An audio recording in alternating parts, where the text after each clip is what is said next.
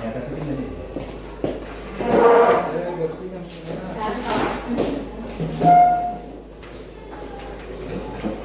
Ya. Assalamualaikum warahmatullahi wabarakatuh. Mantap. Sekali lagi saya mengucapkan salam dan sunnah, menjawabnya dari wajib. Assalamualaikum warahmatullahi wabarakatuh. Waalaikumsalam.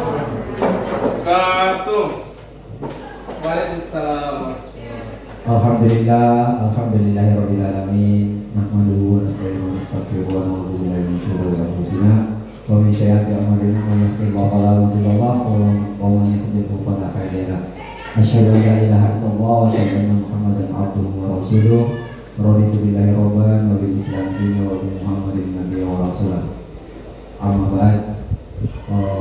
Sebelum kita memulai kegiatan diseminasi budaya positif yang akan disampaikan oleh salah satu teman kita, rekan guru kita, pertama-tama marilah kita mengucapkan basmalah untuk memulai acara ini. Bismillahirrahmanirrahim.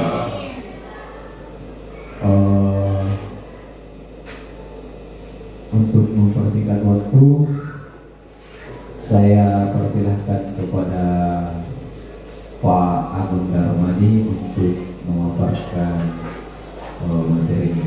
Waktu dan tempat saya persilahkan.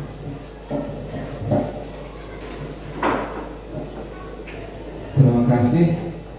Assalamualaikum warahmatullahi wabarakatuh.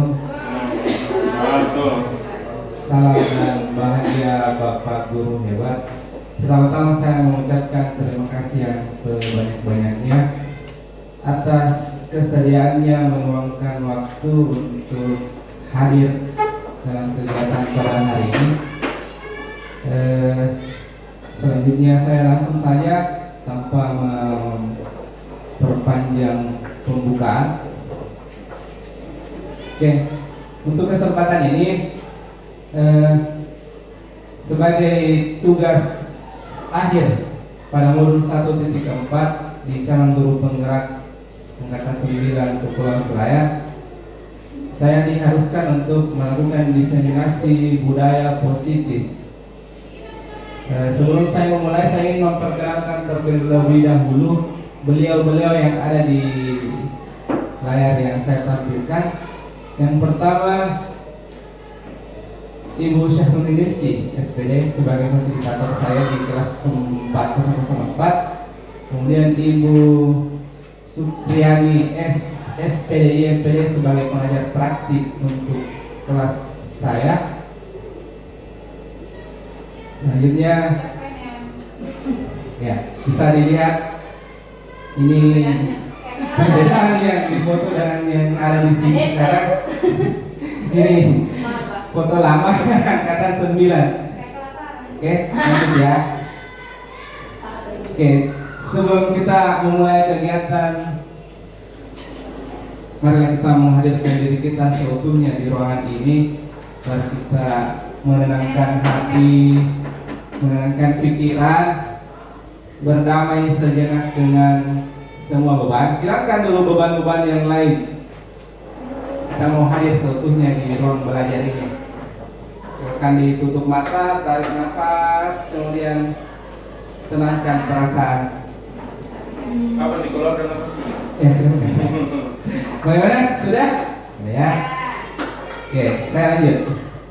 Sebelum kita memulai kegiatan, kita harus menyepakati dulu aturan-aturan yang mengarahkan kita agar kegiatan tidak berjalan kemana-mana. Bisa dibaca atau bisa dilihat di atas. Yang pertama, membuka diri terhadap perbedaan dalam berpendapat, bertanya dan berbagi pengalaman.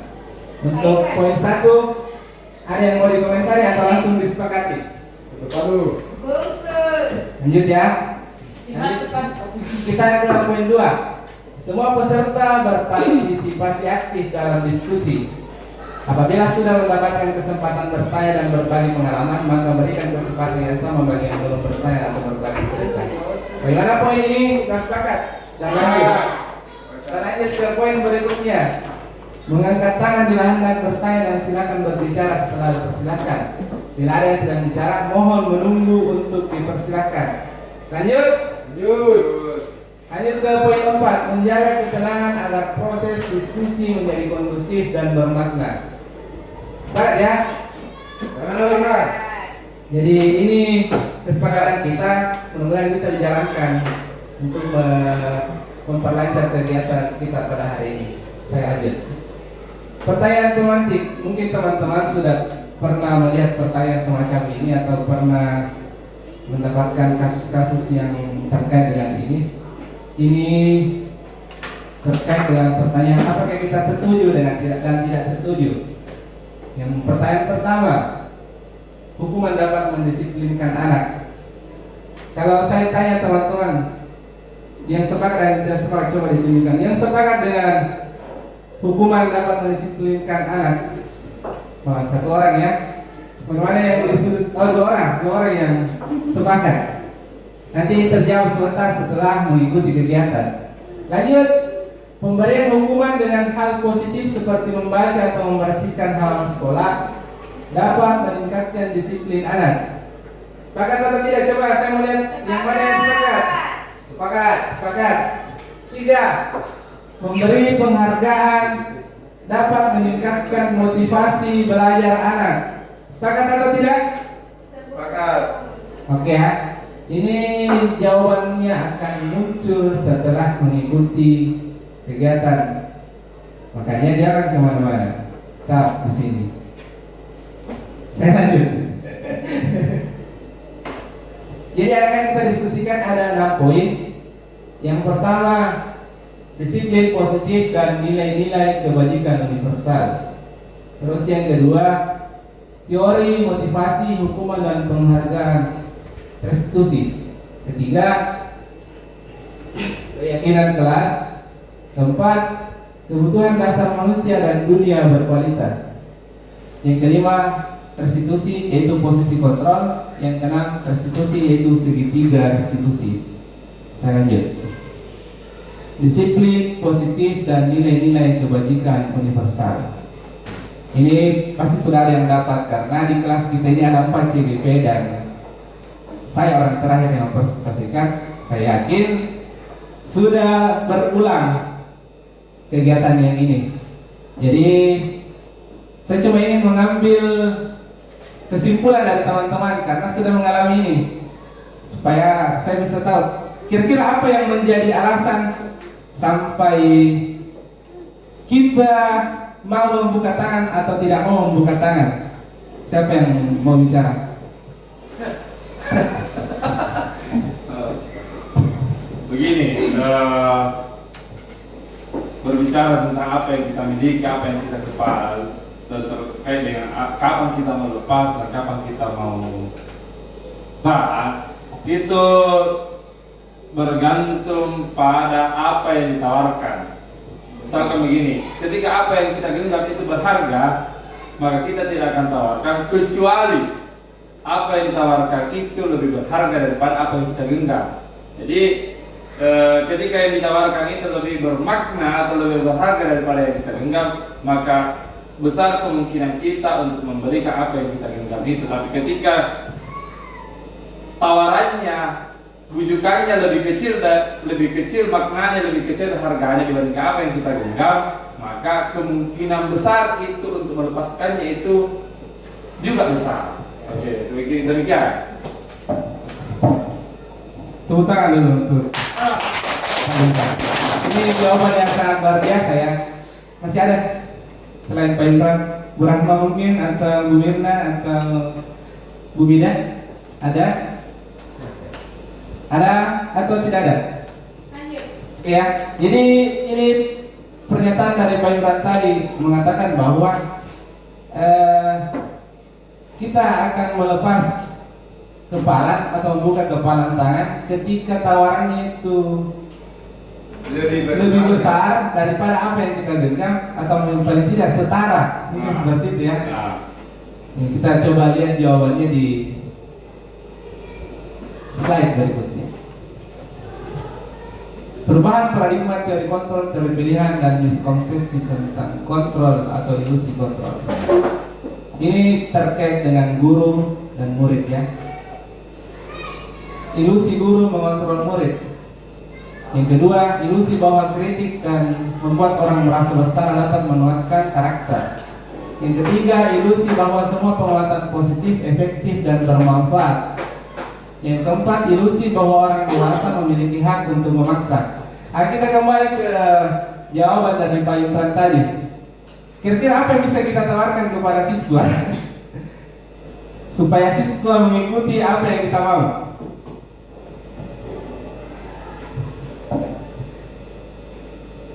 Mungkin reward, Reward, boleh. Apalagi? nilai, Nilai. Ada lagi? Ya, motivasi. Ini motivasi itu kayaknya lebih besar nilainya itu dibanding reward ya. Apa lagi? memberikan contoh, Memberikan contoh. Lagi? Ini saya ajak berpikir ini karena saya juga mau berpikir.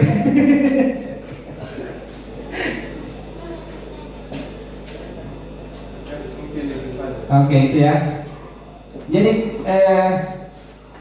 ketika sesuatu dipertahankan karena sebuah alasannya seperti yang dibahasakan oleh Pak Imran bahwa kita kadang mempertahankan sesuatu karena kita merasa imbasnya atau keuntungan yang kita dapatkan belum setara dengan apa yang kita pertahankan.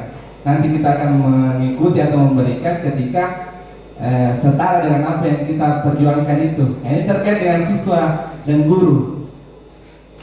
Katanya ilusi guru itu mengontrol, itu adalah ilusi. Guru tidak mampu mengontrol murid.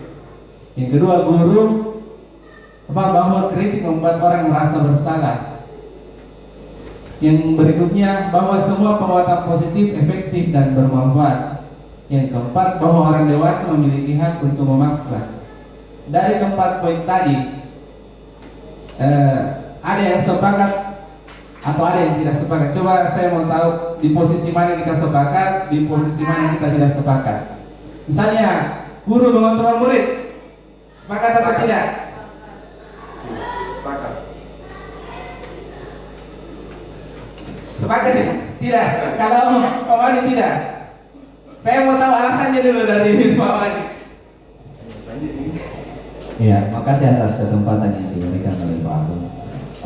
Saya berpendapat bahwa seorang guru tidak mampu mengontrol murid. Saya pribadi, pengalaman pribadi, sekeras apapun saya dalam menghukum, saya belum mampu mengontrol hidup anak-anak.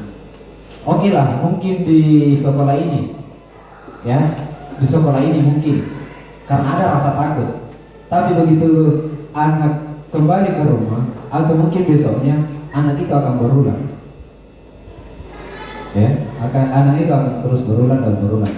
Nah, karena dasar hanya rasa takut dari hukuman yang sering saya berikan, makanya saya mengatakan saya tidak mampu mengontrol.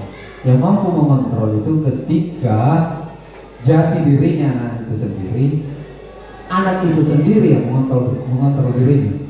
Seperti itu. Saya kembalikan ke Pak Mati. Oke, tempat-tempat dong. Kita beralih ke yang kontra terhadap jawaban tadi ya. Begini, guru mengontrol murid. Sebagai guru, kita itu memiliki fungsi sebagai controller. Karena maksudnya begini, kalau yang diucapkan tadi di sekolah, tugas kita itu memang di sekolah. Terkait dengan apapun yang terjadi dengan keadaan dia di rumah, berarti itu adalah kolaborasi kita dengan orang tuanya. Kita hanya bisa membantu, tapi itu hak sepenuhnya orang tuanya. Ini satu. Kedua, fungsi controller itu misalkan seperti ini. Saya umpamakan seperti ini.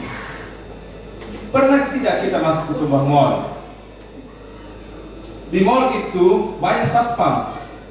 Satpamnya banyak satpam, banyak petugas kebersihan. Fungsinya dia itu apa?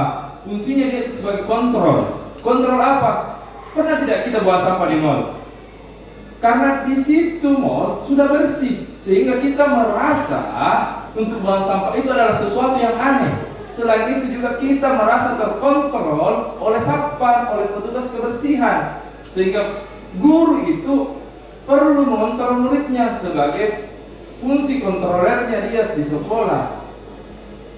Nah itu maksud saya. Ini kan maksud saya begini. Ini kan memang panjang ini karena kadang juga memang kita tidak bisa mengontrol murid, tapi kita sebisa mungkin harus mampu mengontrol murid dalam artian kontrolnya itu dalam nilai-nilai positif. Nah, itu maksud saya. Oke. Ya. Ya, teman-teman. Terima kasih atas jawaban dari teman-teman. Ini dua pemahaman yang berbeda, tapi semua bisa diterima dengan akal yang sehat. Terkait dengan jawaban itu nanti kita akan menemukannya sendiri ketika berlanjut sampai di akhir materi ya. Jadi ini sebenarnya saya menggali dulu sampai di mana pemahaman teman-teman ini arahnya kemana. Terus lanjut ya.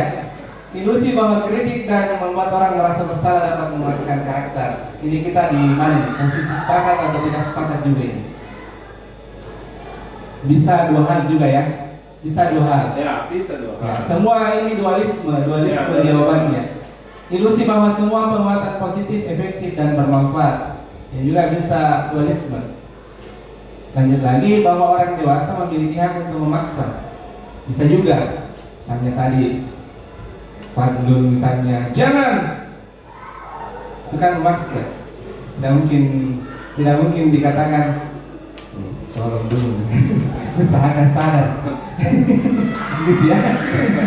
Bagaimana? Saya nanti dia ke slide berikutnya. Nanti terjawab sendiri ini persoalan ilusi paradigma berpikir. Jadi kita kalau cerita paradigma itu berarti cara pandang kita terhadap sesuatu ya. Cara pandang terhadap sesuatu. Makanya ketika kita mengatakan saya berbeda, maka itu hal yang wajar karena kita memandang dari sudut yang berbeda pula. Oke, saya lanjut. Ini di perubahan paradigma stimulus respon atau teori kontrol. Baik, Pak. Siapa sesungguhnya yang memiliki kontrol? Kalau di stimulus respon, kita mencoba mengubah orang agar berpandangan sama dengan kita. Kalau teori pilihan, kita berusaha memahami pandangan orang yang lain tentang kita. Berarti posisinya itu adalah kita ke orang itu, bukan orang itu yang harus mengikut ke kita ya. Kemudian perilaku buruk dilihat sebagai suatu kesalahan. Kalau teori kontrol, teori pilihan, semua perilaku memiliki tujuan.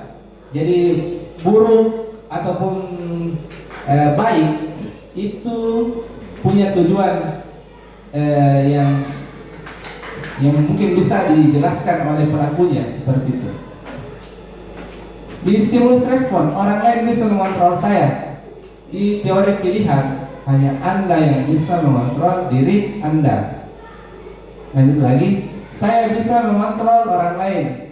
Teori pilihan, Anda tidak bisa mengontrol orang lain. Jadi ini sama ini, orang lain bisa mengontrol saya, terbaliknya di bawah Anda tidak bisa mengontrol orang lain.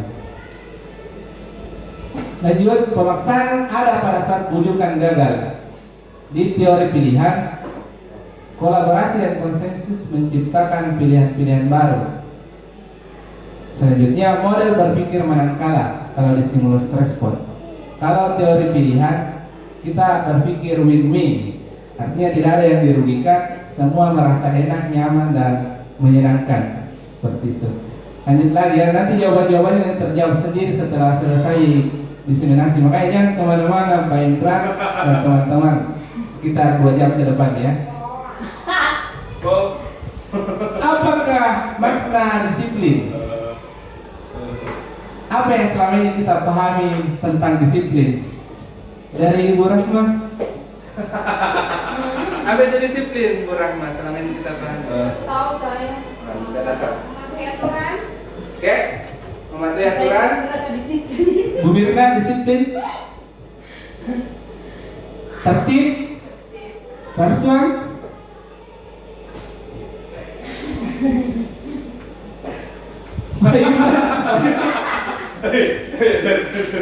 Ya, Pak Imran apa yang selama ini kita pahami tentang disiplin? Disiplin itu ya mematuhi aturan. Oke, Pak Madi, kalau yang selama ini kita pahami tentang disiplin, Kalau selama ini ya taat sama aturan, patuh, Patuh. setelah mengikuti rangkaian kegiatan CGP ternyata keliru. oke. Disiplin itu adalah sadar dari diri sendiri. Oke, jadi ini masih di paradigma ya. Dulunya kita memahami itu disiplin sebagai kepatuhan, ketaatan, ketundukan pada sesuatu. Pokoknya yang berbau-bau aturan, kita harus taat pada itu. Disiplin identik dengan taat, patuh, dan tunduk. Dua hal itu berarti ada proses mengontrol di situ ya. Kita lanjut. Dari jawaban yang ada, apakah makna disiplin? Disiplin berasal dari bahasa Latin atau disiplina yang berarti belajar. Belajar. Berarti kalau disiplin itu artinya belajar dari bahasa Latin. Kemudian makna asal dari kata ini berkonotasi dengan disiplin diri dari murid-murid Sokrates dan Plato.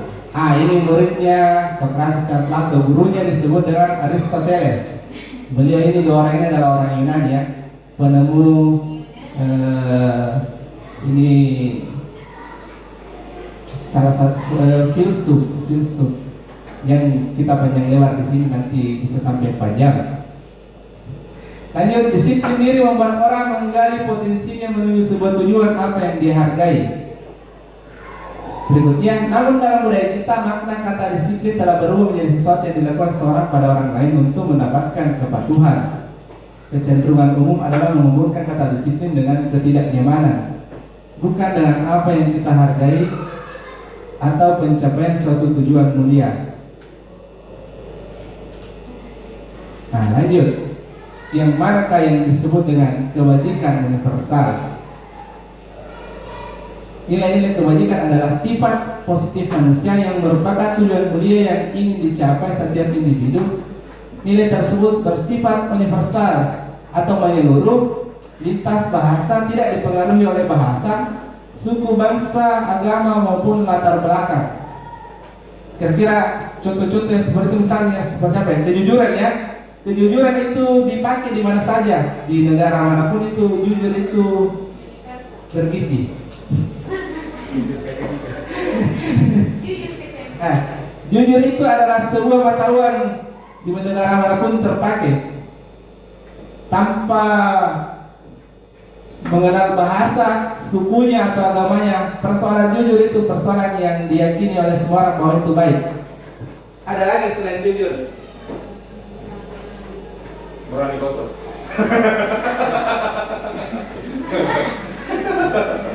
Selain jujur, misalnya Saat patuh. apa? Kembali lagi. Jujur, bertanggung jawab. Atau bahasa Inggris dari bertanggung jawab, Bu Mida, apa itu? Confident. Kalau konsisten. Jadi hal-hal seperti itu yang masuk menjadi nilai kebajikan. Jadi kalau kita cerita kebajikan adalah nilai yang bisa diterima oleh semua orang tanpa melihat bahasanya, agamanya ataupun sukunya. Bisa dipahami? Bisa. Oke, saya lanjut kalau begitu ya. Kita masuk ke nilai-nilai kebajikan universal. Kembali ke poin yang tadi, setiap perilaku perbuatan memiliki suatu tujuan. Karena setiap tindakan pasti dilakukan secara sadar. Makanya ketika sesuatu dilakukan secara sadar, pasti punya tujuan. Misalnya Fazlul naik ke kursinya ibu kepala, itu tujuannya apa? Nanti kita tanyakan ke Fasdul. Terus masuk dengan mengaitkan nilai-nilai kebajikan yang diyakini seseorang, maka motivasi intrinsiknya akan terbangun sehingga menggerakkan motivasi dan dalam untuk dapat mencapai tujuan yang mulia yang diinginkan. Nah, ini yang paling penting di poin ketiga, nilai-nilai kebajikan yang ingin dicapai oleh setiap anak Indonesia. Kita kenal dengan profil pelajar Pancasila. Ini sudah berjalan di beberapa sekolah dan di sekolah kita masih menerapkan mandiri belajar juga ya. Namun ada dimensi yang ingin kita capai di situ. Ada 6 dimensi yang berusaha kita penuhi. Yang pertama, beriman, bertakwa kepada Tuhan Yang Maha Esa dan berakhlak mulia. Yang kedua, mandiri. Yang ketiga, bernalar kritis. Yang keempat, berkebinekaan global. Yang kelima, bergotong royong. Dan keenam, kreatif. Jadi ini nilai-nilai kebajikan ini yang nanti akan kita masukkan ke dalam visi kita sebagai guru untuk mencapai 6 dimensi ini. Saya lanjut ya. Teori, motivasi, hukuman, dan penghargaan. Ya, teman-teman mungkin pernah melihat ini. Motivasi itu 2. Yang pertama, eksternal dan internal. Ini terkhusus untuk perilaku ya, ke perilaku manusia. Kadang kita melaksanakan sesuatu itu bukan karena persoalan kesadaran diri kita, tapi karena kita menginginkan. Ini yang pertama, kita menginginkan untuk terhindar dari ketidaknyamanan atau hukuman. Yang kedua, untuk mendapatkan imbalan dari orang lain. Dan kadang jauh dari sini dulu ya. Sebelum mengikuti pelatihan-pelatihan mungkin kita akan jauh dari sini, menghargai diri sendiri. Contoh kecil misalnya, kita sebagai guru yang bertugas di kepulauan, ini ketika kita akan melaksanakan tugas di si kepulauan ini, kadang kita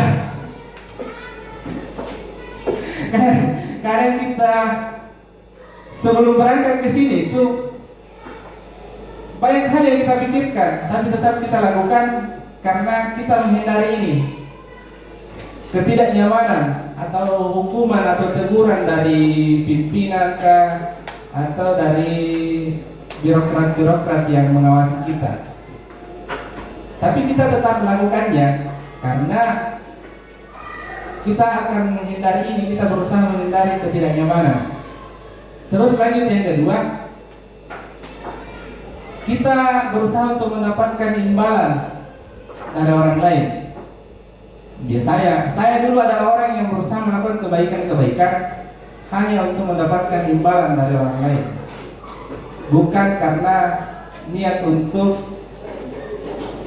menjadi orang yang baik, tapi saya berusaha mendapatkan imbalan dari orang lain.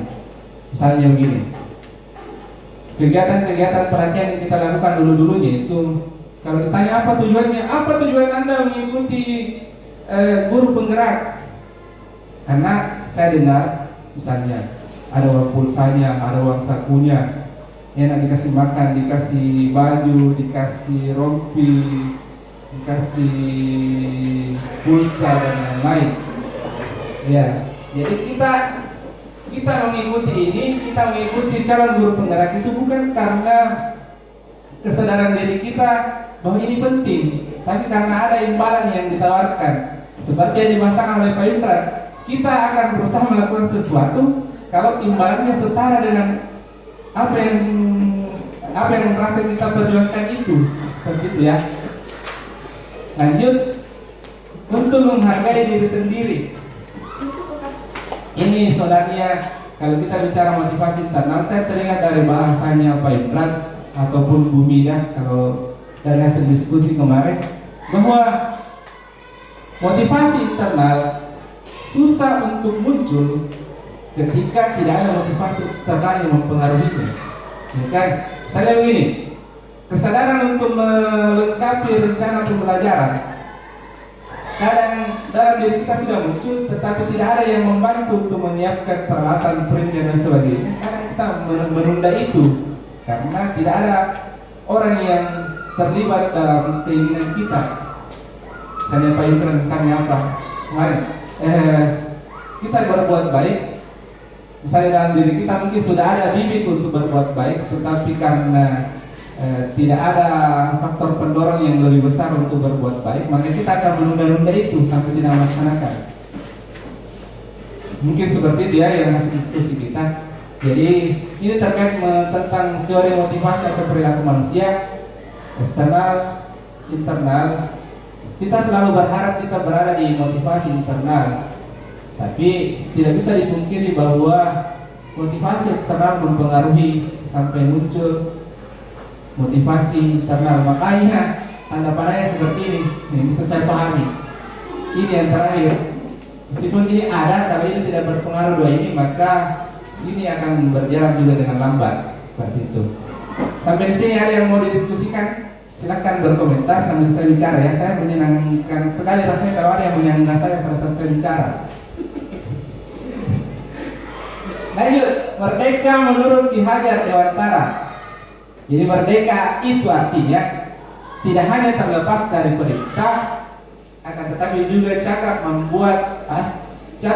buat memerintah diri sendiri. Inilah yang mungkin dikaitkan ke teori motivasi internal. Tidak hanya diarahkan untuk melakukan sesuatu, tapi muncul dalam diri kita untuk melakukan sesuatu berdasarkan yang kita inginkan, yang kita percaya bahwa itu baik. Saya lanjut ya. Masuk ke dihukum oleh penghargaan. Ini banyak kali yang bisa didiskusikan di sini. Kalau di sini dijelaskan bahwa penghargaan berlaku sama dengan hukuman. Artinya meminta atau membujuk seseorang melakukan sesuatu untuk memenuhi suatu tujuan tertentu dari orang yang meminta membujuk, dorongannya eksternal dan akan ada faktor ketergantungan beberapa dapat. Oke. Katanya penghargaan bisa berpengaruh jangka pendek dan jangka panjang. Ada yang punya gambaran kira-kira pengaruh jangka pendeknya penghargaan seperti apa, jangka panjangnya seperti apa? Ada yang mau berkomentar? Pak Ifran bagaimana atau Pak Rizwan? Terima kasih saya bicara kalau begitu lagi. Oke ya. Jadi penghargaan katanya bisa berpengaruh jangka panjang dan jangka pendek. Bu Mida? Jawab saja dengan jawabannya. Baik, terima kasih atas kesempatannya. Pengaruh reward apa tadi? Pengaruh jangka pendek dan jangka panjang Terhadap tentang penghargaan. Oh, penghargaan. Ya, penghargaan itu menurut saya apa kayak ini? Penghargaan yang berjangka pendek dan berjangka panjang. Bagaimana penghargaan berpengaruh secara jangka pendek dan jangka Oh panjang? ya, maaf, saya kurang fokus. Ya, penghargaan itu sebenarnya pengaruhnya jangka pendek. Karena ketika kita tidak lagi menghargai usaha siswa kita, maka mereka akan down, motivasinya akan berkurang, ya. Itu kalau penghargaan. Jadi seharusnya reward itu dikurangi. Betul. Ya, mungkin itu saja. Terima kasih dari Bu Mida. Ini jawabannya sangat bagus. Tepuk tangan dulu ya. Ya, selanjutnya penghargaan menghukum. Ada yang mau berdiskusi tentang ini? Persoalan penghargaan itu menghukum. Ada yang punya gambar kenapa penghargaan dikatakan menghukum? Oke. Ya, makasih atas kesempatan yang diberikan.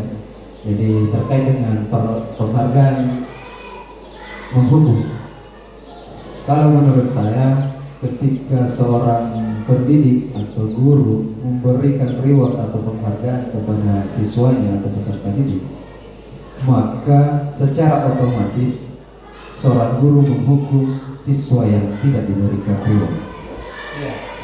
Ya, karena akan ada kecemburuan sosial, akan ada rasa iri, ketika siswa yang berprestasi terus yang diberikan reward atau penghargaan, maka siswa yang notabene pengetahuannya belum mampu, maka dia akan merasa terkucilkan dan sampai akhirnya akan menghilangkan motivasi. Mungkin seperti itu untuk sementara. Saya kembali ke materi. Ini luar biasa jawabannya ya, betul sekali sesuai dengan apa yang kita baca bersama di mulut. Lanjut, penghargaan tidak efektif. Kenapa dikatakan penghargaan tidak efektif? Terjawab tadi juga. Lanjut, penghargaan merusak hubungan.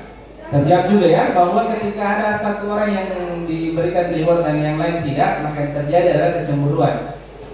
Lanjut, penghargaan. Bisa komentar. Oke, silakan.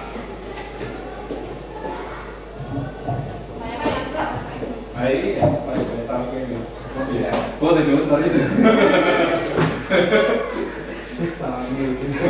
Begini, kalau dari contoh yang disampaikan tadi, saya tidak sependapat. Tapi saya memiliki pandangan lain, karena kita kan berbicara tentang pandangan itu dan pendapat. Jadi, maksud saya begini, dalam belajar, tentu ada yang cepat, ada yang lambat. Dalam belajar, ada juga berbagai macam gaya belajar.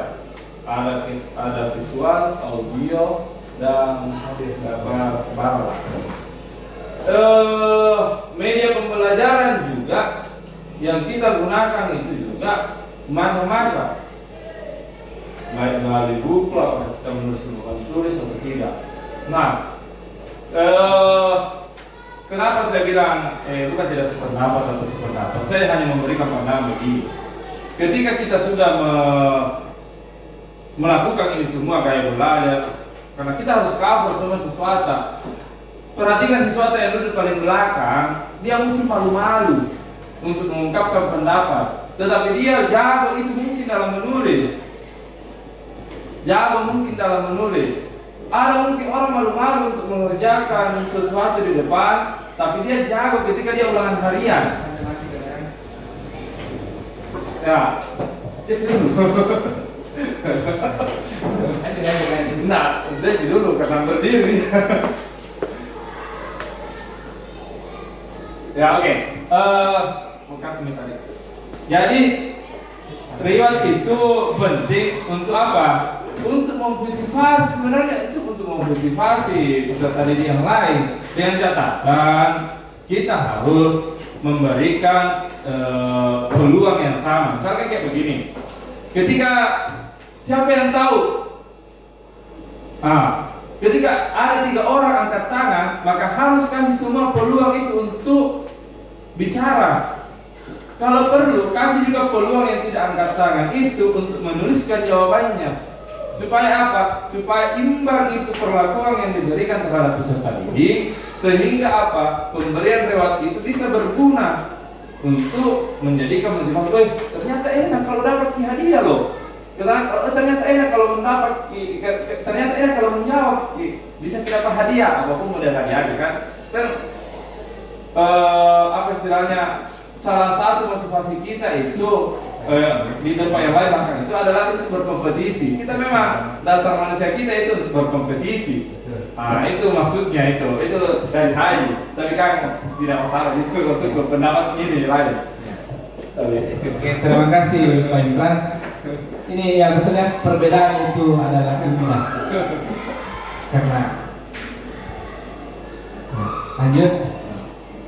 Penghargaan menurunkan kualitas, penghargaan mematikan kreativitas, dan penghargaan mengurangi motivasi intrinsik. Kayak yang sudah terjawab tadi ya, semuanya. Kita lanjut. Inilah sebenarnya yang diinginkan mengenai bentuk apresiasi. Yang pertama, ini yang harus diingat, memberikan pengakuan secara khusus. Artinya kita kembali ke sebuah hadis, ya. Sebuah hadis yang atau bukan hadis ini nukilan yang diambil dari Imam Ali yang mengatakan bahwa begini, barang siapa yang menasihatimu di tempat ramai maka dia sedang menghinamu. Jadi kalau kita lakukan ini, barang siapa yang memberikan reward secara khusus itu tidak menghina yang lain. Paham? Maksud saya ini beri pengakuan, jangan Depan umum kan? ya, ini pengakuan jangan diberikan pada satu orang di depan umum karena akan melukai hati yang lain. Jika memberikan pengakuan, akuilah dia pada saat kita berdua. Ramadana, kau baik sekali tadi menyiapkan kue kepada kita ini. Pinjam dulu 100. Dia janji dapat pekerjaan. Kemudian memberikan pengakuan secara pribadi, ini dekat ya. Kemudian beri pengakuan kepada semua murid. Ini kebalikan dari pribadi dan khusus. Ketika kita tidak ingin memunculkan kecemburuan kepada yang lain, maka kita akan memberikan pengakuan kepada keseluruhan dalam satu kelompok misalnya. Berikutnya memberi pengakuan secara konsisten. Ini juga sarannya bisa didiskusikan. Bagaimana memberikan pengakuan secara konsisten? Kita kan memahami bahwa konsisten itu berarti terus menerus, porsinya sama, ya kan? Terus, lanjut kita fokus pada proses. Nanti kita diskusikan ya. Kita lanjut dulu. Contoh pengakuan apresiasi kebajikan. Misalnya kata bukanya, kemarin saya perhatikan nilai kebajikan rasa empatimu besar sekali. Masuk di situasi pada saat menolong murid baru di kelas kita. Yang kedua, saya menghargai kepedulianmu pada saat kamu membantu teman-teman di tugas kelompok. Ketiga, terima kasih untuk rasa tanggung jawabmu pada saat kamu memungut kertas-kertas yang berserakan di lantai. Seperti ini bisa kita terapkan ya dalam kehidupan kita sebagai guru ataupun di lingkungan tempat kita tinggal. Bisa untuk istri kah, keluarga kah, ataupun anak. Gitu ya. Pentingnya istri orang-orang. Dari berapa lagi pekerjaan? Oke, kita lanjut. Saya yakin teman-teman pernah menemukan ini di diseminasi teman yang lain ya. Mencatat 100 kali dalam buku, saya tidak akan terlambat lagi karena terlambat ke sekolah. Masukkah di hukuman atau konsekuensi? Lari mengelilingi lapangan basket 2 kali karena terlambat hari di sekolah. Hukumankah atau konsekuensi? Murid diminta untuk push up 15 kali karena tidak menggunakan masker di sekolah. Menggantikan kertas tugas teman yang telah dicoret-coret. Membersihkan tumpahan air di meja tulis karena tersenggol pada saat belajar. Murid disuruh untuk tidak mengenakan sepatu seharian di sekolah karena tidak mengenakan sepatu hitam. Lari mengelilingi lapangan basket 2 kali karena terlambat 10 menit. Mari kita cek.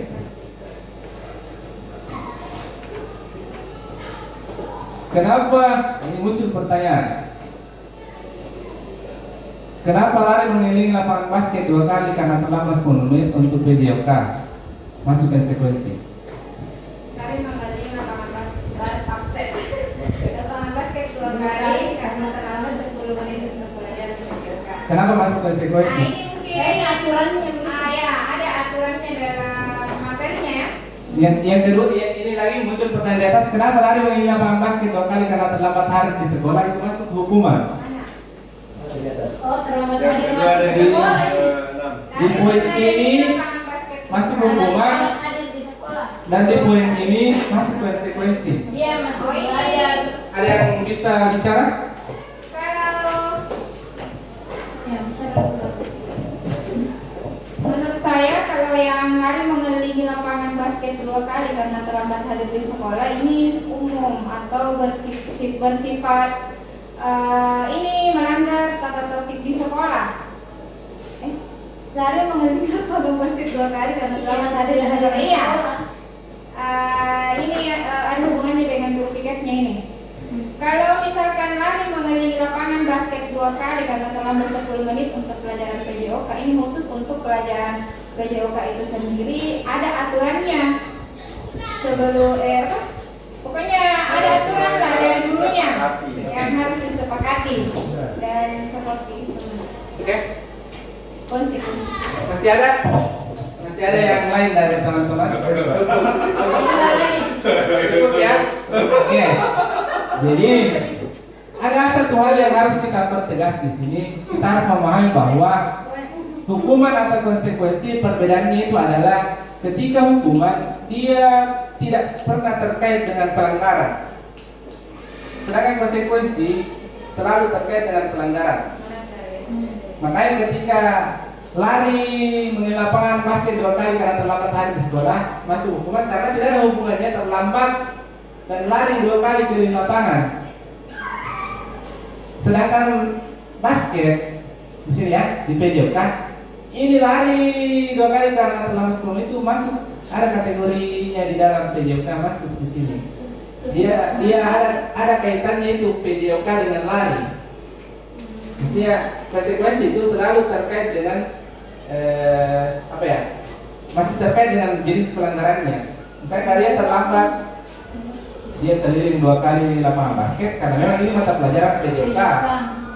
Seandainya mata pelajaran IPS kemudian saya lari keliling lapangan 2 kali, itu masuk hukuman karena tidak ada hubungannya dengan IPS. Jadi kalau misalnya saya suruh menghafal nama-nama pahlawan nasional sambil lari keliling lapangan,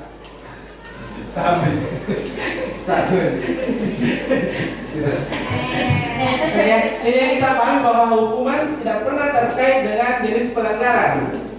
Rambut panjang dihukum push up, misalnya tidak connect. Misalnya kalau dia rambut panjang hukumannya adalah menyapu dengan rambut.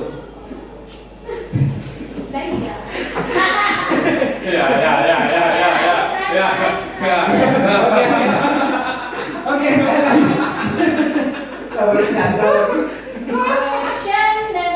Oke, kita lanjut ya. Perbedaan hukuman dan konsekuensi. Kalau di hukuman pasti ada sesuatu yang menyakitkan yang harus terjadi. Kalau konsekuensi sesuatu harus terjadi dan kita berusaha untuk tidak menyakiti yang lain. Kemudian hukuman membuat sakit, mau hati, mau fisik, dan bisa untuk jangka waktu yang lama. Misalnya, hukuman itu misal gini, kalau yang menyakiti hati itu, kamu itu ada saya ingat dari PP-nya kelas berapa itu ya, Bu Herlina mengatakan begini. Kadang-kadang kalau kita menghukum ini sekarang, kita sampai mengikutkan bapaknya sampai orang tuanya sudah meninggal. Itu bisa menyakiti. Kau pantas kau bunuh bapakmu dulu memang juga begitu. Berarti ya dia sudah sakit hati, bapaknya juga ikut-ikutan. Meninggal dari bapaknya juga masih ikut. Ya, pantas kau bunuh bapakmu juga seperti itu dulu. Nenek bapaknya juga begitu. Sampai neneknya. Oke ya. Kemudian konsekuensi membuat tidak merasa nyaman, ketidaknyamanan.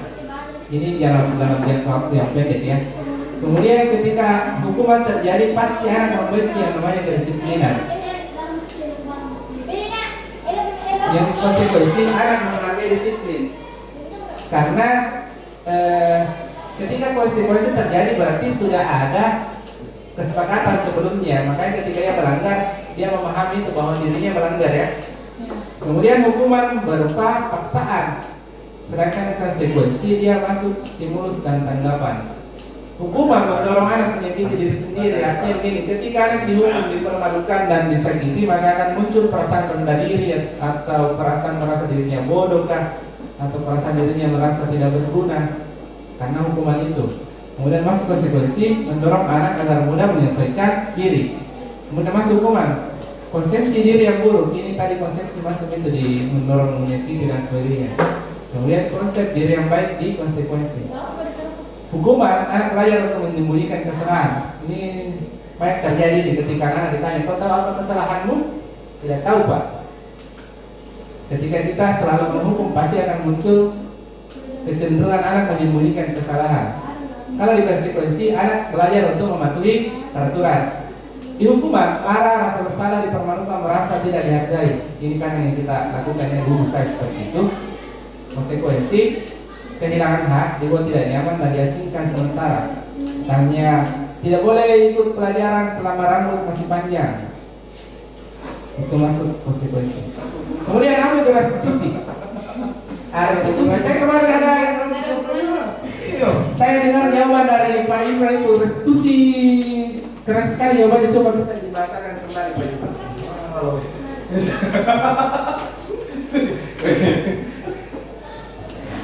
Ya, restitusi itu bagi saya sederhananya itu adalah bagaimana kita mengubah diri kita sendiri. Misalkan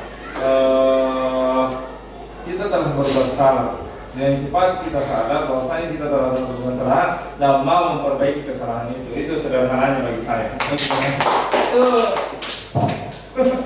memang luar biasa. Dari kemarin jawaban seperti itu memang selalu muncul dari Pak Imran ini ya.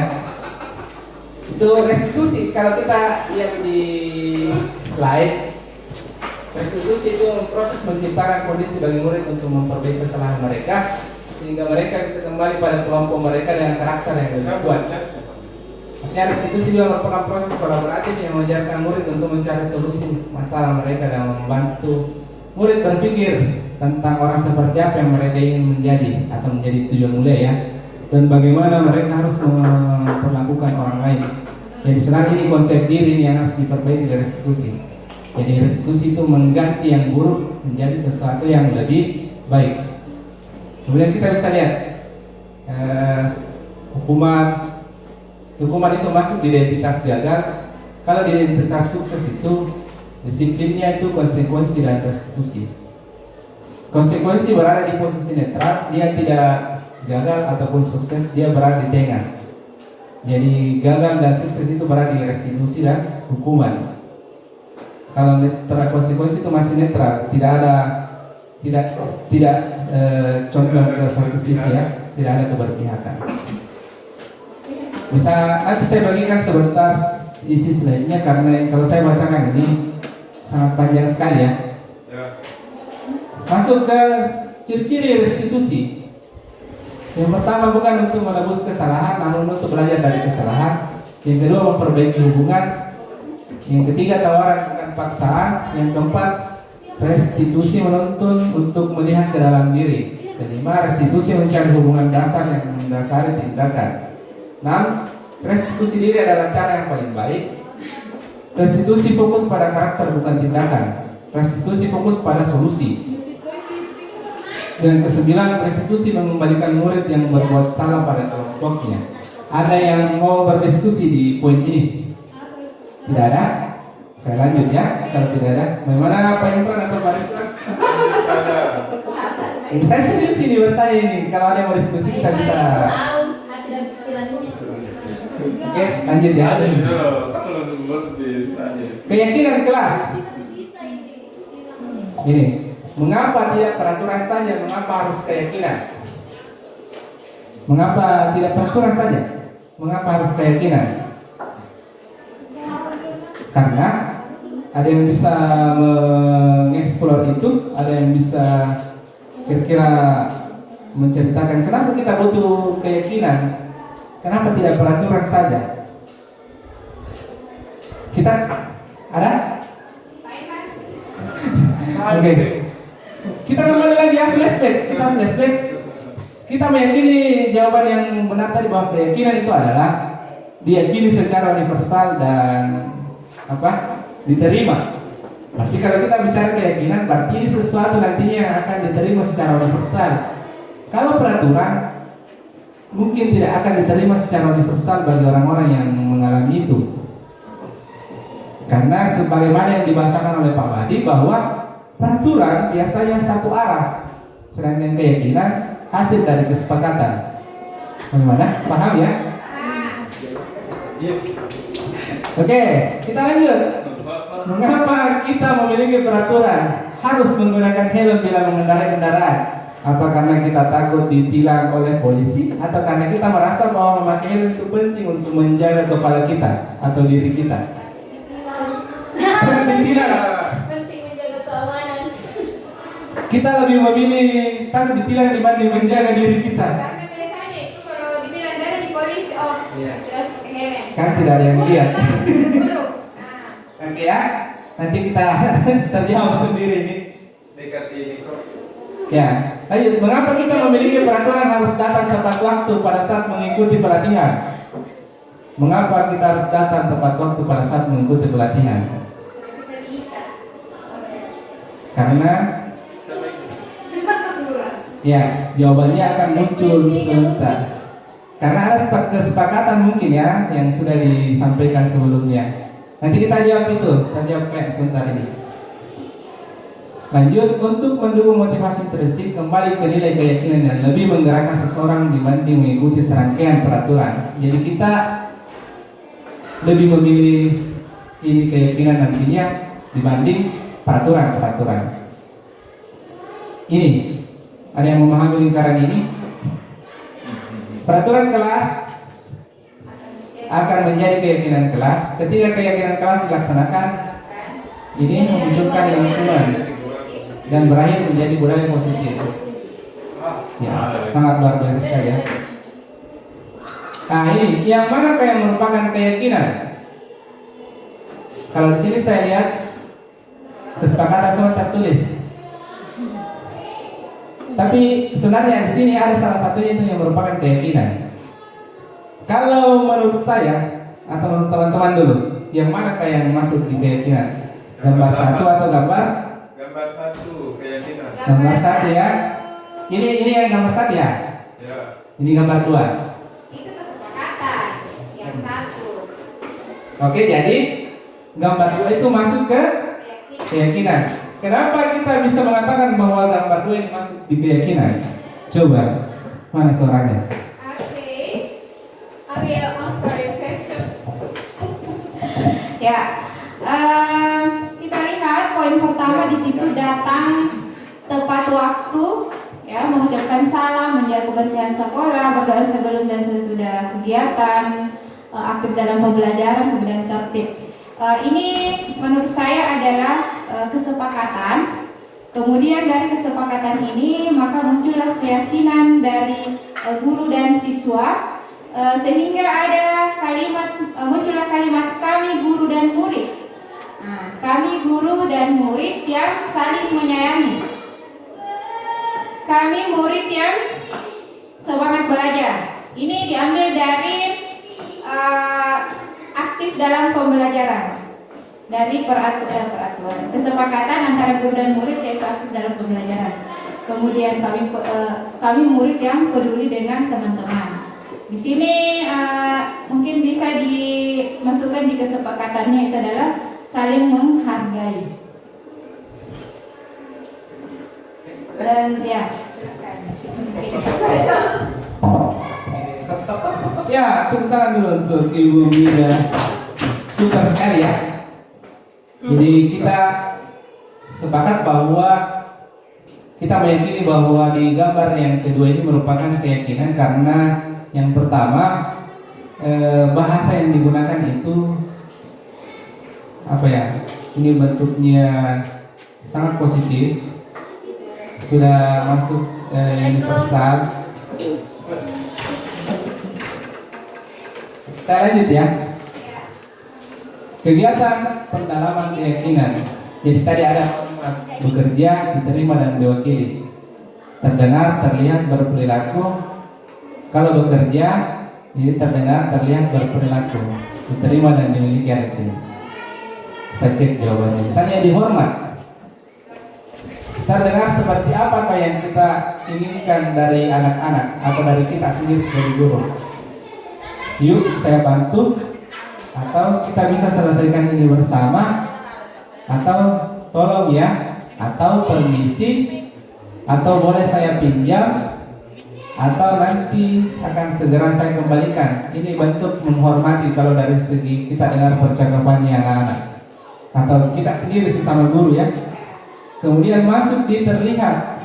Terlihat itu berarti perbuatan, empati, memegang barang milik orang lain hanya dengan izin. Jangan mengambil, mendengar dengan seksama, senantiasa berbuat baik dan berbagi.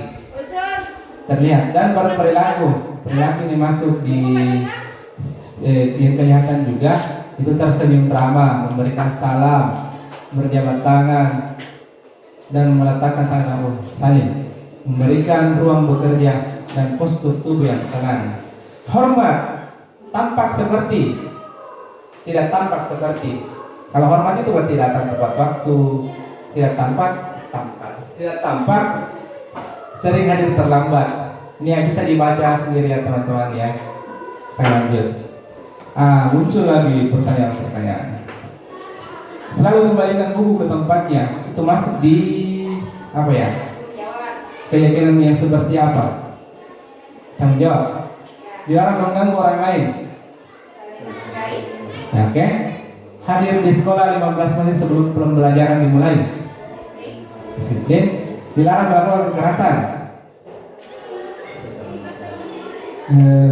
Menghormati ya mungkin ya. Dilarang menggunakan narkoba. Kesehatan. Bergantian atau menunggu giliran. Gunakan masker. Jangan berlari di kelas atau koridor. Ini jawabannya. Ada yang mau mendiskusikan hal ini atau kita lanjut saja? Oke, lanjut ya. Kebutuhan dasar manusia dan dunia berkualitas. Kebutuhan dasar manusia ada 5 poin. Yang pertama, kebutuhan bertahan hidup biasa disebut dengan survive. Yang kedua, penguasaan yang disebut dengan apa Bu Mina kalau bahasa Inggrisnya? Apa? Penguasaan. Yang pernah bergaul dengan bule, coba. Penguasaan. Ya. Kebebasan. Freedom, kesenangan.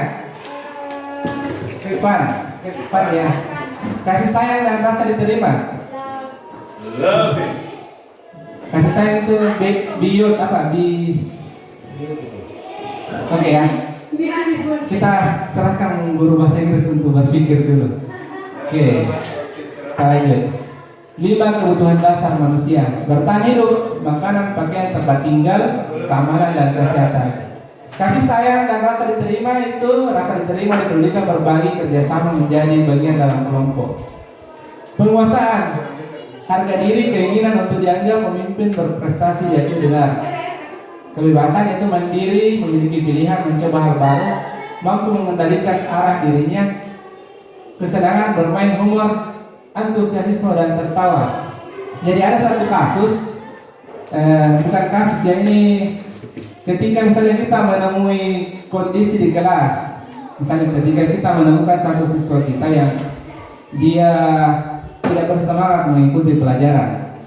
Ini 5 kebutuhan dasar manusia ini bisa kita deteksi dari jawaban-jawaban yang dijawabkan oleh anak tersebut ketika kita tanya. Misalnya begini, saya pernah membaca satu kasusnya begini. Doni mengambil makanan temannya di kelas. Ketika Doni ditanya, dia mengatakan, misalnya jawaban pertama, saya mengambil makanan Bu Guru karena saya tidak sarapan di rumah saya. Itu masuk di kebutuhan yang pertama ya, bertahan hidup. Ketika misalnya Doni menjawab, saya mengambil makanan teman saya itu agar teman saya itu memperhatikan saya karena selama ini saya tidak dianggap. Itu masuk di ya, terima. Ketika Doni mengatakan bahwa saya mengambil makanan teman saya ini karena saya menganggap saya bisa mengontrol teman saya ini, saya mengatur teman saya. Penguasaan. Terus kebebasan. Lanjutnya Doni akan menjawab, saya mengambil makanan teman saya karena tidak ada yang bisa menahan saya untuk melakukan itu. Setelah itu masuk jawaban Doni, saya mengambil makanan itu karena saya senang melihat teman saya menangis. itu masuk di kategori kesenangan. Kesenangan untuk non. Artinya adalah bahwa ketika kita menemukan kasus di dalam kelas, kita tidak bisa langsung menghukumi anak kita ini bahwa dia membutuhkan kebutuhan dasar yang mana sebelum kita menanyakan itu. Nanti kita ternyata anak kita membutuhkan kasih sayang, ternyata kita memberikan yang lain, misalnya kita berusaha memberikan kesenangan atau kebebasan, sedangkan yang mereka butuhkan adalah kasih sayang. Jadi di dalam kelas kita misalnya yang punya jumlah siswa yang banyak, ini 5 kebutuhan dasar ini pasti berbeda-beda kebutuhannya tiap siswa. Nah, ini akan berpengaruh di model pembelajaran yang akan kita lakukan. Seperti itu ya. Lanjut, 5 posisi kontrol. Ini jelas. Penghukum, pembuat orang merasa bersalah, teman, pemantau, manajer. Kenapa saya tidak panjang lebar di sini? Karena saya yakin teman-teman sebelumnya sudah menjelaskan dengan sangat baik. Oke ya? Teman-teman paham itu yang mana? Nah ini masuk. Pernyataan. Saya kecewa sekali dengan kamu. Itu masuk di posisi kontrol apa itu? Pembuat merasa bersalah. Kemudian kamu tidak pernah benar melakukannya, itu masuk di posisi kontrol apa itu? Kamu tidak pernah benar melakukannya. Nah selanjutnya, ayolah lakukan demi ibu atau bapak. Itu masuk di posisi kontrol teman. Terus, apakah kamu mau mendapatkan stiker bintang hari ini? Masuk di posisi kontrol apa itu? Kemudian, bagaimana kamu bisa menyelesaikan masalah ini? Selanjutnya, kamu selalu yang paling terakhir. Mari kita cek jawabannya. Inilah jawabannya yang kamu tidak pernah benar, maka itu menghukum ya. Apa kamu mendapatkan stiker berarti pemantau ya. Ini contoh. Kalau ini biasanya dilakukan oleh Pak Imran nih, bagaimana kamu bisa menyelesaikan masalah. Itu posisi manajer ya. Oke, bergerak antara peraturan, pemantau, konsekuensi, hadiah, nilai, manajer dan memperbaikinya. Kita cek. Saya akan menampilkan sebuah kasus. Coba dibacakan atau coba baca sendiri. Ramadana hari itu bangun terlambat dan terburu-buru sampai di sekolah. Dia pun akhirnya sampai di gerbang sekolah, tapi baru menyadari kalau tidak menggunakan sepatu hitam seperti tertera di peraturan sekolah. Di depan pintu kelas, Bapak Imran memperhatikan sepatu Ramadana yang berwarna coklat. Ramadana berusaha menjelaskan bahwa dia terburu-buru dan salah mengenakan sepatu. Pak Imran menanyakan Ramadana apa peraturan sekolah tentang seragam warna sepatu. Ramadana menjawab sudah mengetahui sepatu harus berwarna hitam, namun terburu-buru dan salah mengenakan sepatu. Selain tidak mungkin kembali pulang karena rumahnya jauh sekali, Pak Imran tetap bersikeras kepada peraturan yang berlaku dan mengatakannya sudah, kamu sudah melanggar peraturan sekolah, kamu salah, sudah terlambat, salah pula warna sepatunya, segera buka sepatumu kalau tidak bisa menggunakan warna sepatu sesuai peraturan. Ramadana meminta maaf dan memohon kembali kepada Pak Imran agar tetap dapat mengenakan sepatunya dan berjanji tidak akan mengulang kesalahannya. Namun Pak Imran tidak mau tahu. Tidak, kamu telah melanggar peraturan sekolah. Kalau tidak sanggup ambil sepatumu di rumah, tidak antarkan sepatumu ke sekolah, ya sudah kamu tidak bersepatu saja seharian di sekolah. Sekarang coba sepatumu dan silakan belajar tanpa sepatu seharian. Ramadana pun dengan berat hati mencoba sepatunya dan memberikan kepada Pak Imran. Seharian dia tidak berani berkeliling sekolah karena malu dan lebih banyak berdiam diri di kelas. Ini saya hapus dulu.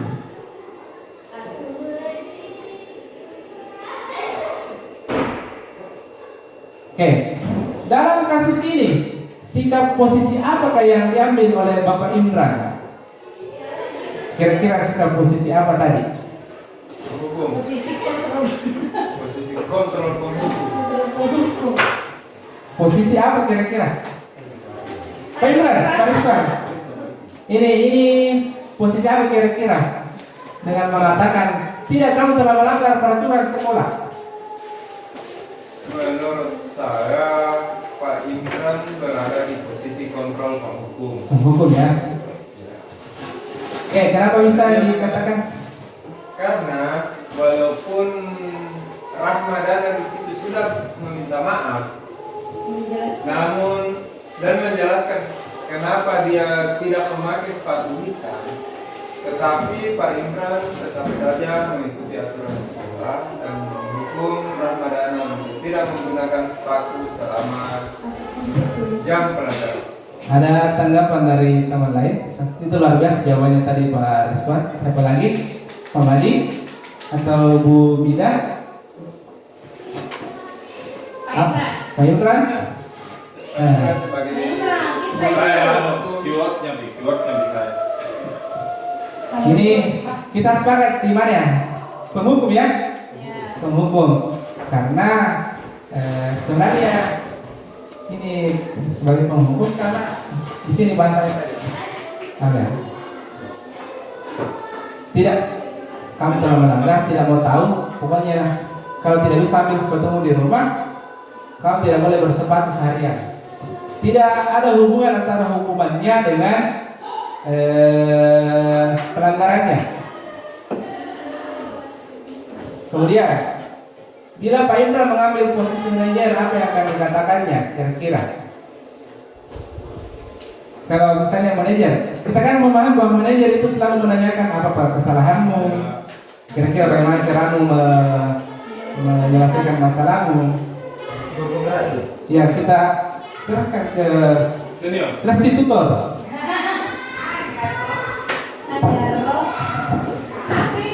Bila Pak Imran mengambil posisi manajer, apa yang akan dikatakannya? Aneh. Apa yang akan dikatakannya? Ya.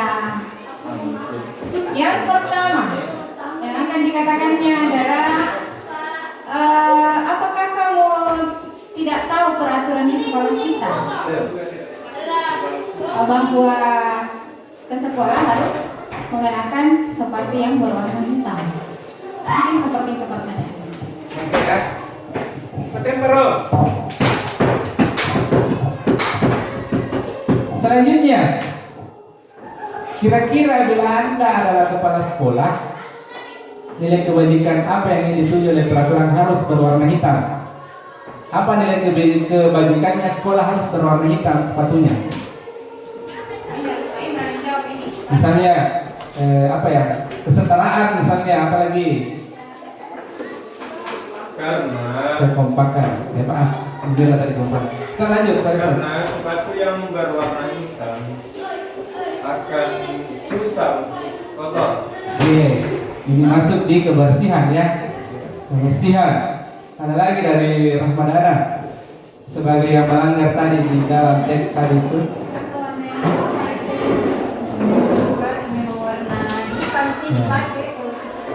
Ya. Oke ya. Jadi ini masuk. Ada tadi kesetaraan agar tidak cepat kotor atau nilai kebersihannya. Terus lanjut, bagaimana Anda menyikapi langkah yang diambil Pak Imran mengenai kasus tersebut? Kira-kira kalau jadi kepala sekolah misalnya Bu Mirna jadi kepala sekolah, kira-kira kita mau bikin apa nih sama Pak Imran ini? Kita mau panggil Pak Imran, misalnya panggil ke ruangan. Kita tanya, Pak Imran, menurut tadi yang kita lakukan itu benar atau salah? Benar-benar. Ya, saya yakin kalau Bu Mirna jadi kepala sekolah itu Bu Mirna akan sangat bijak mengenai masalah seperti ini. Saya yakin itu ya. Karena tidak mungkin Bu Mirna akan menghukum keluarganya sendiri. Tidak akan menghukum Pak Imran. Oke ya, kita lanjut. Berat ditanya sebentar. Kita lanjut. Segitiga restitusi. Ini juga bukan hal yang baru bagi teman-teman karena sudah berapa kali disampaikan. Stabilkan identitas, validasi kebutuhan atau validasi tindakan salah, kemudian menanyakan keyakinan. Ini jelas sekali. Ini menstabilkan identitas itu, ini model kata-kata yang biasa dipakai. Berbuat salah itu hal yang manusiawi. Tidak ada manusia yang sempurna.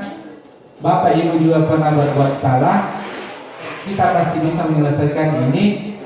Bapak Ibu tidak tertarik untuk mencari tahu siapa yang benar, siapa yang salah. Bapak Ibu lebih tertarik untuk menyelesaikan masalah. Kalau kamu menyalahkan dirimu sendiri terus-menerus, apakah kamu bersikap baik pada dirimu sendiri? Itu untuk menstabilkan identitas. Kemudian kata-kata yang selalu muncul untuk validasi tindakan yang salah adalah, misalnya, kamu bisa saja melakukan hal yang lebih buruk, tapi kamu tidak melakukannya, kan? Kamu pasti punya alasan mengapa melakukan tindakan itu. Kemudian apa yang penting bagi kamu? Selanjutnya, kamu boleh tetap berusaha menjaga sikap itu, tapi tambahkan sikap yang lain yang baru. Berikutnya, maukah kamu belajar cara lain untuk mendapatkan yang kamu butuhkan tanpa harus memukul misalnya, atau tanpa harus menyakiti yang lain misalnya. Selanjutnya, apakah kamu bisa melakukan dengan lebih baik esok? Itu untuk validasi. Sedangkan kita lanjut ke menanyakan keyakinan. Guru biasanya berkata, apa nilai yang kita percaya di kelas atau di sekolah kita?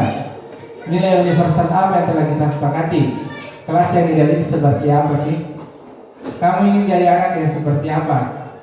Apa yang kamu rasakan ketika kamu melakukan itu? Kamu menjadi orang yang seperti apa? Selanjutnya, apa yang kamu inginkan orang lain memperlakukan kamu? Maksudnya ini apakah kamu mau kalau seperti itu yang diperlakukan orang lain terhadapmu? Gitu ya, itu menanyakan keyakinan kelas. Ini intervensi. Intervensi itu membantu murid kembali ke tujuan semula dengan cukup singkat. Ini non konfrontatif, artinya tidak dengan penekanan. Ini model pertanyaannya bisa dibaca teman-teman. Nanti saya bagikan slide-nya ya. Terakhir, disiplin positif.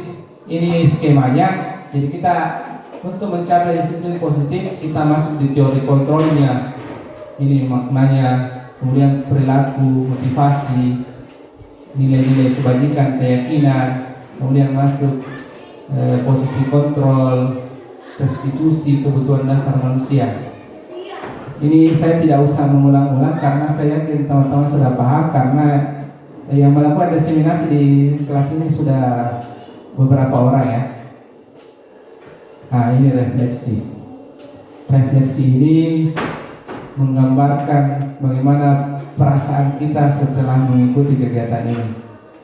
Hal baru apa yang mengubah paradigma saya yang saya dapatkan? Yang kedua, perasaan apa yang muncul selama mengikuti sesi ini, khususnya mengenai makna disiplin dan motivasi intrinsi. Yang ketiga, peran Amon. Seperti apa yang setelah saya lakukan selama mengikuti modul ini atau kegiatan ini?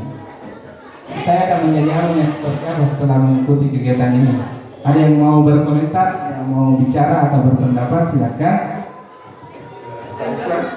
Teman-teman, Bu Mida, Rahmat, Pak Adi. Mungkin salah satu dari 4 pertanyaan di atas itu bisa diceritakan. Tidak apa-apa. Mampu punya ini. Jangan dikasih ampun kalau tidak umum.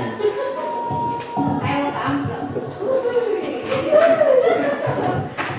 Ya baik, kita masuk di sesi refleksi. Yang pertama, hal baru apa yang mengubah paradigma saya yang saya dapatkan setelah mengikuti diseminasi hari ini? Yang pertama, paradigma tentang bagaimana memperlakukan siswa. Apakah kita akan terus-menerus menjadi berpegang teguh pada posisi kontrol sebagai penghukum, ya? Atau kita akan merubah posisi kontrol kita sebagai temankah, manajerkah? Nah, kemudian untuk apakah saya harus menjawab semuanya? Dari kita saja. Saya meyakini bahwa kita ini orang yang bisa menjawab itu semua. Perasaan apa yang muncul selama mengikuti sesi ini khususnya mengenai makna disiplin dan motivasi intrinsik. Ya, kalau berbicara tentang motivasi intrinsik, saya pribadi sebenarnya saya tidak bisa saya pungkiri bahwa motivasi intrinsik saya itu akan muncul ketika ada motivasi ekstrinsik. Ya, saya butuh dorongan dari orang lain. Seperti itu. Kemudian yang ketiga, Peran seperti apakah yang telah saya lakukan? Selama mengikuti ini untuk saya atau untuk CGP? Ya, bisa dua-duanya. Yang Bisa saya saya, akan bisa. lakukan selama mengikuti. Sebenarnya ini bukan model seharusnya ya. Sesi ini sebenarnya. Sesi atau Ya, kegiatan. mungkin dengan mengikuti sesi atau kegiatan hari ini kita akan menjadi kamu yang lebih baik lagi ke depannya. Tidak selalu sedikit-sedikit menghukum siswa. Ya, kita bisa menerapkan restitusi ya, meskipun itu berat. Tapi inilah yang terbaik. Ya. Berat tapi terbaik. Mungkin itu saja. Saya kembalikan kepada CGP. Oke, masih ada yang mau bicara, teman-teman? Tidak ada lagi ya? Oke, ini yang terakhir. Terima kasih.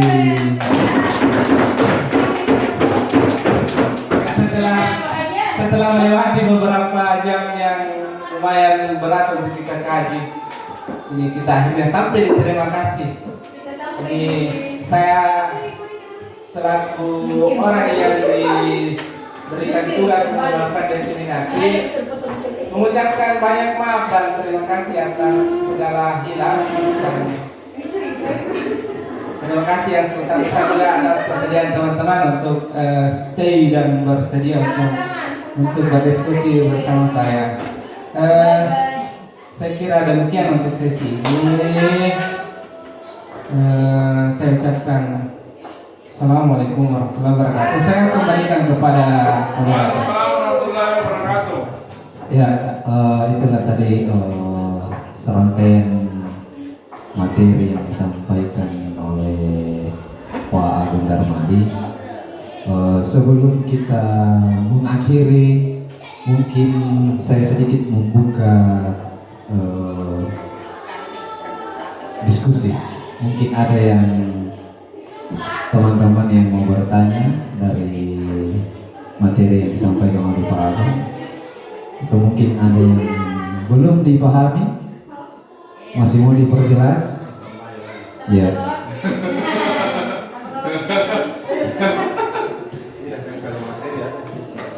Ya. Yang mau bertanya silahkan angkat tangan, bertanya. Silahkan. Ya, saya persilakan ke Pak Imran.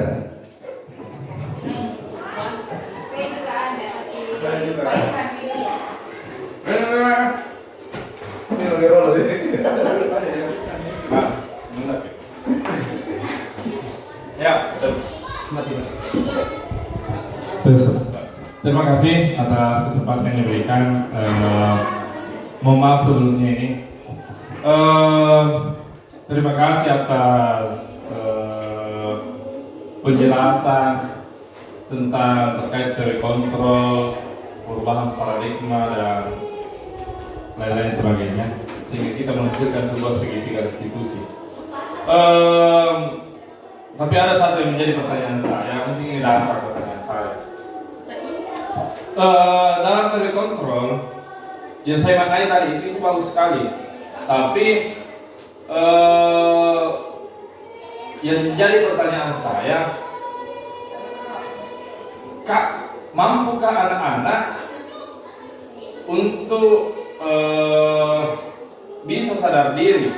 Maksudnya begini, dalam teori perkembangan anak itu kira-kira mampu tidak itu kita menciptakan segitiga restitusi itu pada anak usia kelas rendah, misalkan fase A, fase B, fase C. Kalau mungkin fase D, SMP itu kayaknya sudah oke, mampulah dia berpikir. Tapi bagaimana kalau misalkan dia berada pada fase kelas rendah?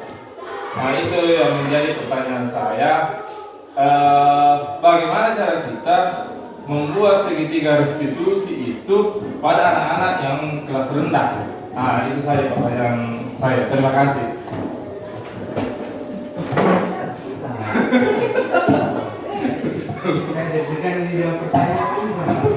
Ya. Pertanyaannya dihapus dulu. Sungguh super. Jadi sebelum saya lemparkan ke pemateri, saya kembali memperjelas bahwa apakah segitiga restitusi mampu diterapkan pada anak kelas rendah atau TK SD pada umumnya ya. Seperti itu mungkin Pak Pemateri. Saya serahkan. Ya, terima kasih banyak. Ini luar biasa pertanyaan sampai saya mau googling tapi tidak ada jaringan. Kamu tuh di kamera ini. Ya. Jangan, Pak. Kalau kita kembali ke modul CGP di modul 1.1 bahwa anak itu di tingkatan anak yang dibahasakan oleh kajian Dewantara ada namanya wiraga, wirasa. Kemudian kita menyelesaikan antara kodrat zamannya, kodrat alamnya. Saya ini mengatakan bahwa persoalan memberikan restitusi ke anak itu persoalan bagaimana guru memahami anak itu dulu. Ketika kita memahami bahwa misalnya di kelas rendah tadi bahasa-bahasa yang digunakan itu adalah bahasa yang disesuaikan dengan kondisi anak itu sendiri. Misalnya di anak 0 sampai 8 tahun itu jangan menggunakan bahasa-bahasa yang Anda ini sudah melanggar konstitusi sehingga terjadi pergeseran identitas. Kira-kira apa jawaban anak kelas rendah itu? Tapi kalau kita misalnya bertanya, nah tadi berkelahi, iya, kenapa kita berkelahi? Ini Pak, oh kalau begitu berarti kita tahu kalau berkelahi itu tidak bagus ya. Iya Pak, oke. Kalau begitu, kira-kira apa bisa kita lakukan supaya kita tidak berkelahi lagi. Jadi persoalan memberikan restitusi kepada kelas rendah itu persoalan pintar-pintarnya guru memahami karakter. Yang kedua, persoalan guru juga harus menata bahasa yang paling sederhana. Sebagaimana kita memahami bahwa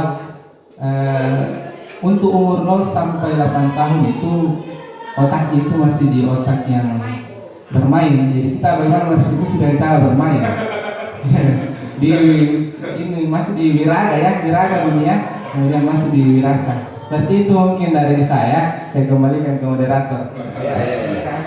Ya, aplaus dulu, aplaus. Super jawabannya. Jadi betul ya. Mungkin masih ada teman yang lain yang mau bertanya? Bagaimana Pak Imran? Sudah. Ya, jadi restitusi bisa dilakukan di kelas manapun. A, B, C, D, E dan sebagainya. Ya. Masih ada? Pak Rizwan?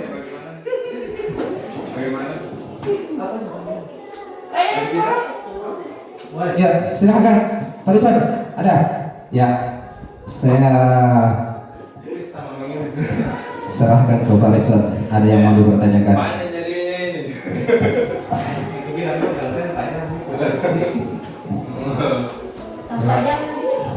Assalamualaikum warahmatullahi wabarakatuh.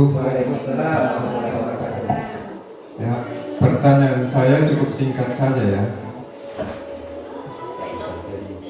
Tapi kemungkinan agak-agak gampang.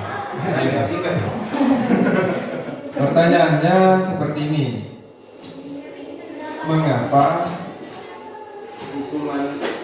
Mengapa memberikan hadiah kepada anak itu termasuk hukuman, padahal hadiah itu akan membangkitkan minat belajar siswa lain untuk mendapatkan hadiah tersebut.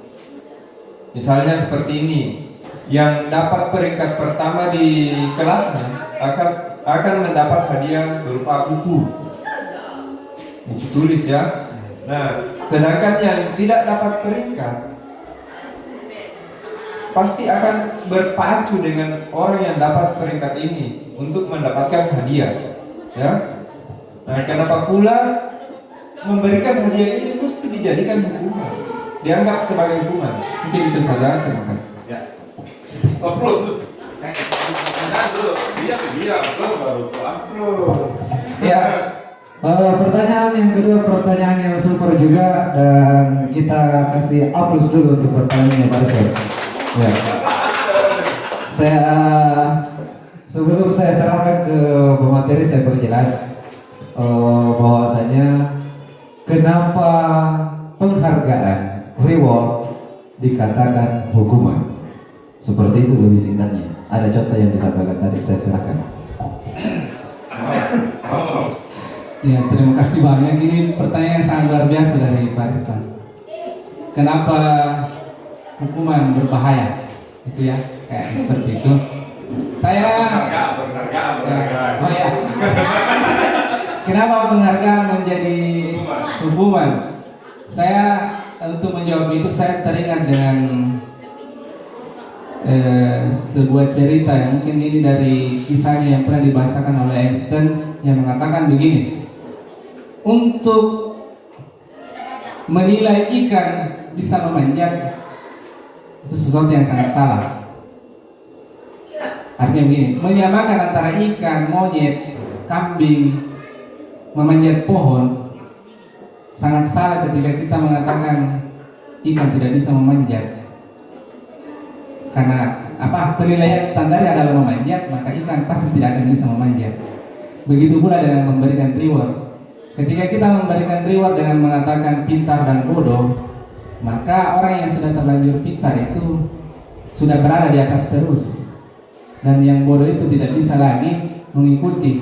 Makanya ketika kita bicara masalah reward, seharusnya itu jangan menjadikan reward jangan menjadikan satu acuan untuk dapat reward. Misalnya ranking 1 tidak dapat reward, berarti orang yang lemah di sisi lain itu tidak akan pernah mendapatkan reward.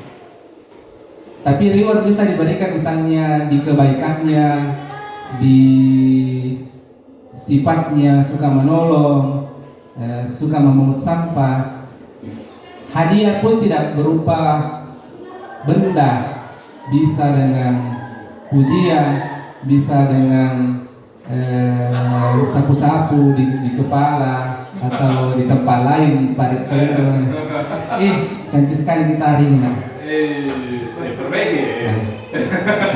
Atau rajin sekali kita hari ini. Saya lihat kamu pungut sampah itu sudah luar biasa. Itu masuk reward. Jadi ketika kita mengatakan bahwa memberikan penghargaan itu berbahaya, ketika memang akan menjadi berbahaya ketika penilaiannya itu berfokus pada satu titik. Misalnya kita akan menilai mengajinya seseorang dibanding Bumi dengan saya, misalnya saya tidak akan bisa dapat hadiah lagi kalau mengaji yang dinilai, karena saya yakin Bumi lebih bisa daripada saya. Atau menghafal ayat-ayat suci atau misalnya hadis-hadis, saya tidak akan bisa seperti Pak Imran. Pasti Pak Imran akan dapat hadiah itu terus. Tapi coba misalnya berikan saya hadiah karena saya suka mencalah, maka saya lah orang yang akan mendapat hadiah itu, ya kan? Artinya persoalan pemberian hadiah itu bukan fokus pada satu titik. Banyak hal yang kita bisa berikan hadiah. Memang akan menjadi berbahaya kalau kita fokusnya di satu titik. Misalnya persoalan kecantikan, maka pemenangnya adalah Rahmadana. Tidak ada yang bisa mengalahkan itu, kita 4 orang ini. Seperti itu ya. Saya kira demikian dari saya. Ya. Super. Bagaimana, Faris? Dipaham?